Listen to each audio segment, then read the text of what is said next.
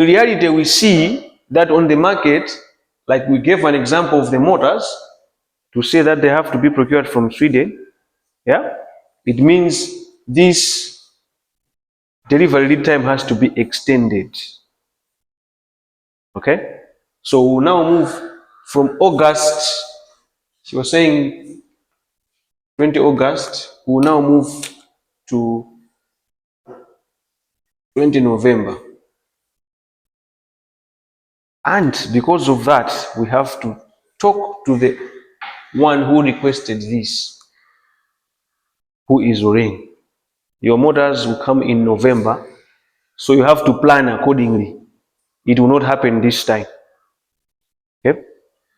So it will not be within the 7 days, it will be after 40 days. Okay? An implementation chart should then be prepared indicating the critical path and dates for the completion of each activity.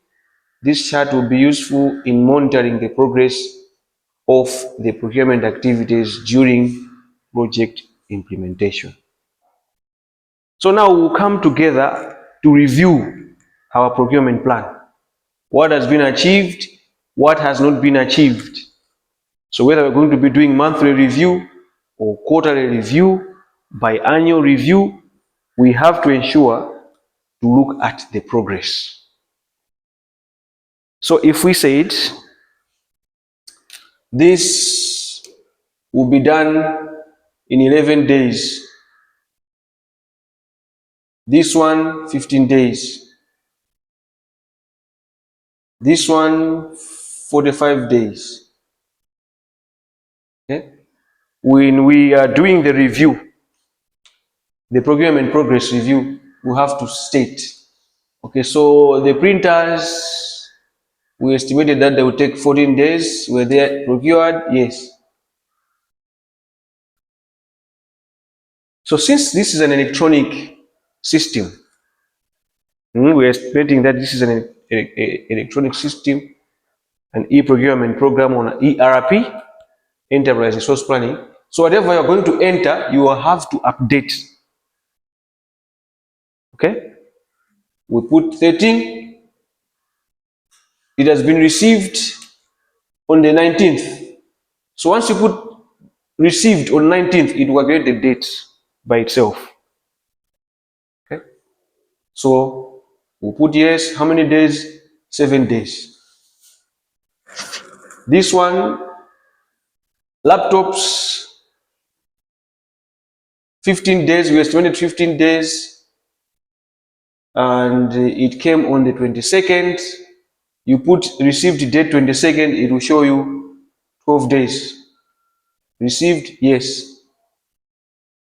The same with the motors.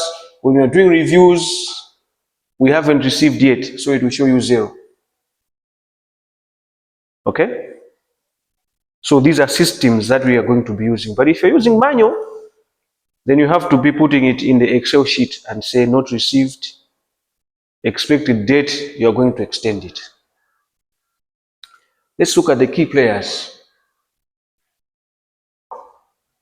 So the key players in the procurement process, in this process that we have, number 1, users. Okay? We have got users that have presented their requirements. And then you have got the users are also the requisitioning unit. Remember your requisitioning unit? The ones that raise the requisition. So they are the users. And then you have got the procurement department. And then you have got the other departments, these ones. And then you have got the internal procurement committee, which authorizes all these procurements. Okay? Remember, we said the procurement plan has to be what? Approved. So who approves it? It's this committee, the internal procurement and disposal committee.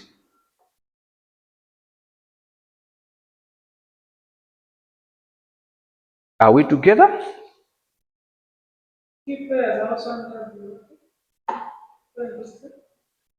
No, they're not under the planning process. We are just continuing to elaborate who are the key players in this plan. Yeah,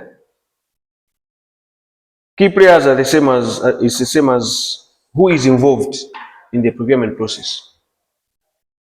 Hmm? Who is involved in the procurement process? So when we are having the plan, when we are making the plan, we need to understand who is going to be our key player in the planning process. So the departments that present their requirements to us are the key players. So some considerations in the plan, in the procurement plan, what should we consider? The procurement unit should request for an annual work plan from each section. So we are going to request annual work plans, annual requirements from the different sections.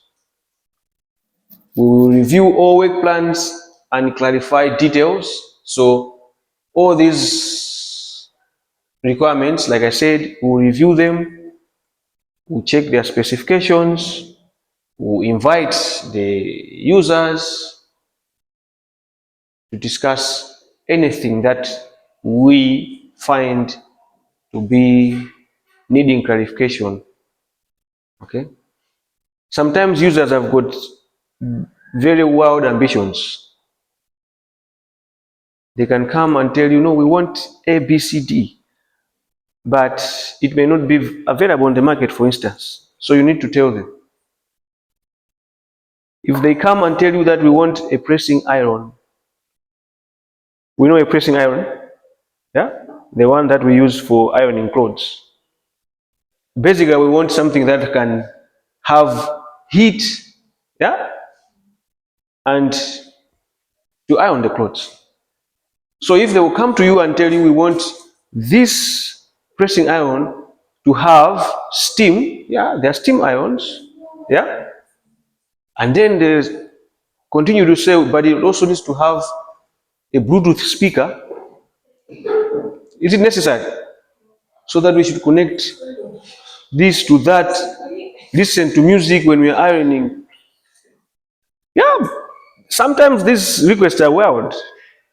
What I'm trying to say is, the more you have too many specs in a product, it becomes expensive. Yeah, but you also eliminate competition, because who can supply a Bluetooth iron? Honestly, it may not be even available on the market. Okay, so that is not justified. You tell the user to say, but chief, this kind of thing, it might take time. So these 7 days that you are telling us may not be possible for us to achieve. Okay, so there has to be a review of all work plans, and then consolidate the work plans to produce an overall procurement plan for the organization.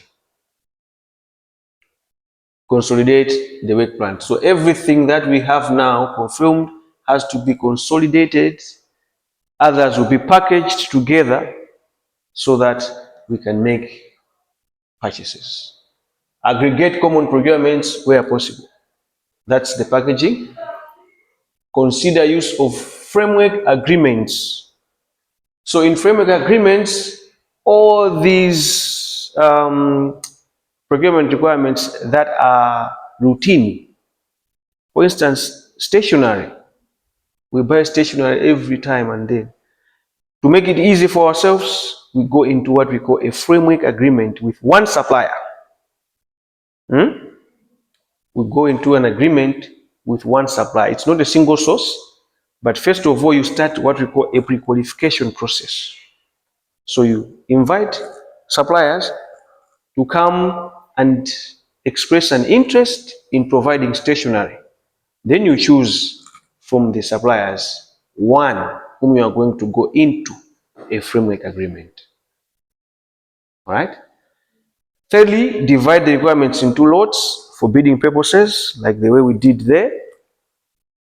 Combine requirements with other procuring entities where possible. Consider benefits of pre-qualifying suppliers for particular commonly required goods. That's what I've just said, right? Those goods that are commonly requested or routine, you use pre-qualification and then enter into a framework agreement. Consider benefits of standardization for commonly required items. So standardization, let's go back to the pressing iron. So standardization has to look at the basic use of that item. So if we just want to iron clothes, we don't need the Bluetooth standard. Either it's going to be dry or steam. That's it. Okay. And consider promotion of SMEs. What are SMEs? Small medium enterprises. What are they? Who are they? Small businesses, right? Not larger corporations. So when we're making our procurement plan, deliberately, we need to insert somewhere where we can put not status but target. Okay, so we can put target here. So those items, those requirements that are RFQ, our target group can be SMEs. Are we together there? RFQs, we are saying they are of lesser or small value from 0 to 10 million. Okay, so all requirements that are less than 10 million, we should target small, medium enterprises. So the request for quotations will be given to small companies. Okay, those that are owned by women, those that are owned by the youth, those that are owned by marginalized groups, maybe people who have got difficulties in walking, or those we've got albinos that have got businesses. Okay, we have got women groups, youth groups that are capable of doing that business, right? They have to be targeted. Are we clear there? It should not be taken as if we are trying to eliminate competition, but we are targeting small and medium enterprises. It's very important, because when you target SMEs, it means we are improving small businesses. Okay, elements of the overall procurement plan, breakdown of the items to be included in each contract, details of the estimated prices for each item. So we've got details for estimated prices, these are the prices, and details of expected payment dates. Remember, we spoke about payment dates here, and we stated that our payment will be 30 days after what? Invoice. Yeah? So if we're stating that 30 days after invoice, for these SMEs, we need to reduce the number of days. Why should we reduce the number of days for them to be paid? So for the larger corporations, we say 30 days. For the smaller companies, we are saying 15 days. Why should we do that? Is there any reason? Their capital is small, yeah? Basically, they don't have enough money. Okay, so when we pay them faster, it helps to boost up their capital. Yeah, and then they'll run around and also invest into the business. So here we are going to reduce the number of days for SMEs to 15 days.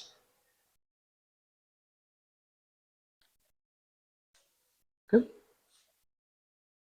Any questions? Some other elements. So delivery and completion dates for the goods,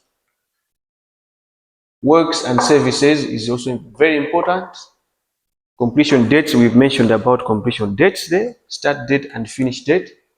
Expected method of procurement, national open tendering, international tendering, request for quotations, request for proposals for consultancies. Then the anticipated period of conducting the procurement process. So we will expect to carry out this process in one full financial year. Okay, one full financial year, but with reviews, monthly reviews, quarterly reviews, biannual reviews, so that we track progress. Okay, and then the proposed contracting approach for each requirement. Some we can use framework agreements for the routine items, or mostly used.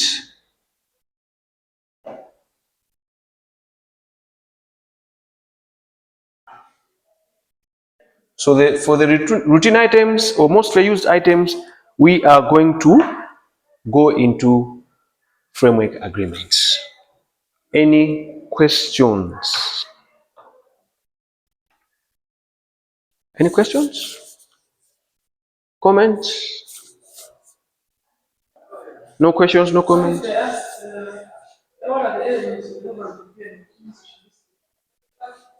The elements of delivery and completion. Which one? The first one. Or if you ask you the elements. Yeah, it's the same as coming up with this. Description, quantity, user, estimated cost, procurement method, target group, start time, delivery time, packaging, payment. Those are the elements that are contained in the plan. Okay? But what role do they play when you list them down? That's what is important. Because when you're doing the review of the plan, you need to understand the delivery period we stated this and that. Have we achieved? If we have, good. How have we achieved that? Supplier performance, they're going to review the supplier's performance. Did we expedite? Did we use contract terms that were strict? There are so many things that you can come up and see how that has been achieved. But sometimes, for instance, if they have proceeded their estimated time, yeah, then you also need to check what happened. Maybe we slacked, we paid attention to something else in the plan, and we forgot to expedite and check with the delivery of the other goods. But we can also say the late delivery has been made because they are importing the goods. Yeah? But that has to be provided with sufficient information from the supplier. If they're importing, they have to tell you where and when you should expect to have the goods. So in conclusion, what we are saying is that procurement planning is very important to the institution. There is need for constant liaison with user departments and the finance section for the smooth implementation of the plan. The PE must be connected to the budget, and plans must be reviewed as and when need arises. Okay.